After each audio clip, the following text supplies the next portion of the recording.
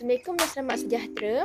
Hari ini kumpulan kami iaitu saya Nur Azirah Najwa, nombor menteri 16 DPN 19S1065 bersama Fatimah Jiha 16 DPN 19F1005 akan membentangkan tajuk tentang syarikat Microsoft. Saya akan menerangkan tentang latar belakang syarikat Microsoft, iaitu sebuah syarikat teknologi komputer multinasional yang membangun, mengeluarkan, melesingkan dan menyokong pelbagai produk perisian untuk digunakan dalam peralatan komputer. Antara produk syarikat yang beribu pejabat di Redmond, Washington, Amerika Syarikat adalah sistem operasi Microsoft Windows dan set perisian produktiviti Microsoft Office. Produk-produk ini menepati kedudukan terpenting di pasar komputer desktop dengan perkiraan pangsa pasar 90% atau lebih seperti pada tahun 2003 untuk Microsoft Office dan 2003 untuk Microsoft Windows, sesuai dengan misi asal syarikat, satu komputer di setiap meja dan di setiap perisian Microsoft yang beroperasi di rumah. Kemudian saya akan menerangkan tentang kotak-kotak ini yang mempunyai jenis dan awamnya. Yang pertama adalah didagangkan sebagai Nasdaq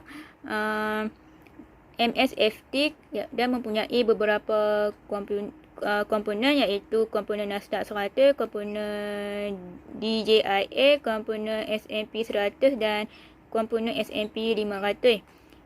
Yang kedua adalah ESIN, iaitu US 59418145.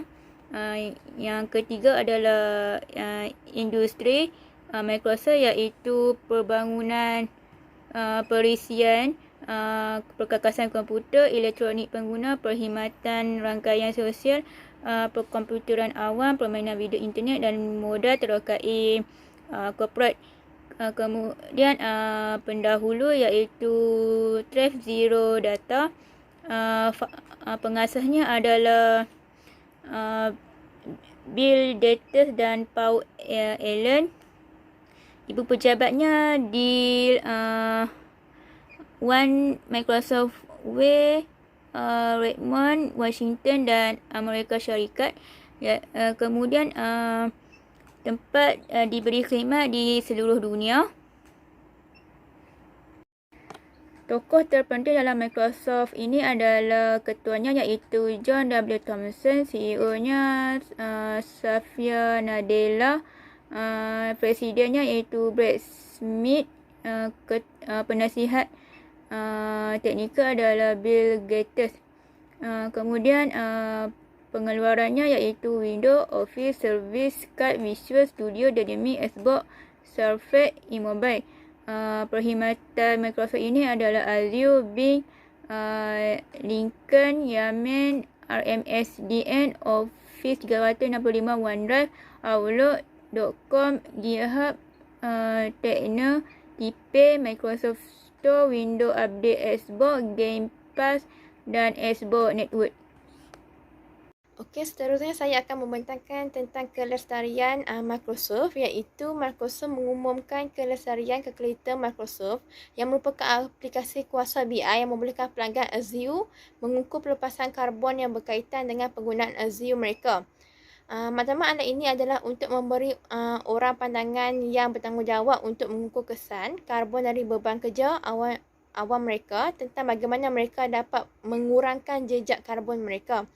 Alat ini juga akan memberikan perbandingan karbon Azure ke tempat dan mengenal pasti peluang penjimatan kos. Seterusnya iaitu kelestarian kalkulator Microsoft ini juga didasarkan pada majalah penyelidikan yang diterbitkan pada tahun 2018 berjudul The Carbon Benefit of Cloud Computing, iaitu kajian mengenai Microsoft Cloud yang telah diverifikasikan secara bebas oleh Apex, sebuah badan pengesahan persekitaran terkemuka. Kalkulator menangkap input seperti keperluan tenaga perkhidmatan Azure, campuran tenaga grid elektrik yang melayani pusat data hosting dan pembelian tenaga boleh diperbaharui Microsoft yang memberi kuasa kepada pusat data tersebut. Di samping itu juga, pelepasan yang berkaitan dengan pemindahan data melalui internet, hasil pengiraan adalah anggaran pelepasan gas rumah hijau GHG diukur dalam jumlah metrik tan karbon setara. Kereta juga mempertimbangkan kemampuan Microsoft untuk mengendalikan beban kerja dengan cekap di pusat data Azure di tempatnya. Bagi pelanggan yang sudah menggunakan tenaga boleh diperbaharui untuk mengaktifkan pusat data, mereka kereta akan menjelaskan senario ini. Seterusnya, kelestarian Microsoft ini juga merupakan sebahagian daripada kalkulator keberlanjutan, iaitu Microsoft juga memberikan pandangan tentang di mana ia memperoleh tenaga boleh diperbaharui dengan memberikan peta sumber tenaga dan jenis tenaga boleh diperbaharui yang sedang digunakan oleh masyarakat. Peta ini juga memberi peluang kepada pelanggan untuk belajar mengenai projek tenaga boleh diperbaharui di wilayah di mana mereka menggunakan perkhidmatan Azure. Seterusnya, saya akan menerangkan tentang Microsoft mengenai perubahan iklim. Syarikat-syarikat teknologi besar seperti Apple, Google, Microsoft dan sebagainya semua mempunyai matlamat untuk memastikan operasi syarikat mereka tidak merosakkan persekitaran dengan perjanjian untuk memastikan pengeluaran karbon mereka adalah pada tahap sifar. Microsoft baru-baru ini mengumumkan bahawa mereka juga mempunyai satu lagi matlamat untuk mengurangkan pencemaran alam sekitar, iaitu dengan konsep water positive ataupun mengembalikan lebih banyak air daripada apa yang digunakan oleh syarikat tersebut menjelang tahun 2030. Microsoft bercadang untuk menjadikan konsep ini sebuah realiti dengan beberapa cara.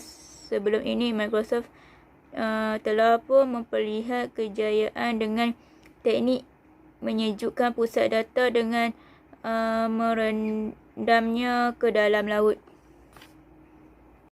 Dengan keputusan ini, mereka selepas ini akan memperlihatkan cara untuk mengurangkan jumlah air yang diperlukan untuk menyejukkan pusat data tersebut di masa akan datang. Selain daripada itu, Microsoft juga akan memulakan beberapa projek baru seperti pemulihan kawasan paya, termasuklah mengurangkan dan pengalihan penggunaan tar jalan.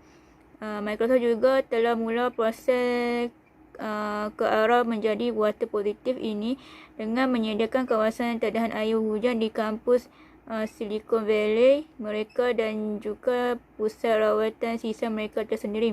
Air yang tidak boleh diminum seperti air pip juga adalah menggunakan air yang dikita semula oleh sistem rawatan air mereka sendiri. Yang terakhir adalah Microsoft juga dikatakan akan memperkenalkan beberapa projek air baru di pejabat Arizona mereka tidak lama lagi, seperti ujian sistem penyejukan yang tidak akan diaktifkan jika suhu pusat data mereka tidak cukup tinggi.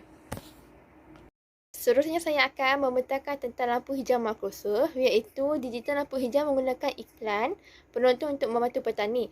Pada musim sekarang ini, iaitu berlakunya wabak COVID-19, dengan sekatan perjalanan COVID-19, petani buah dan sayur di seluruh dunia menghadapi kekurangan tenaga kerja yang amat besar disebabkan wabak ini.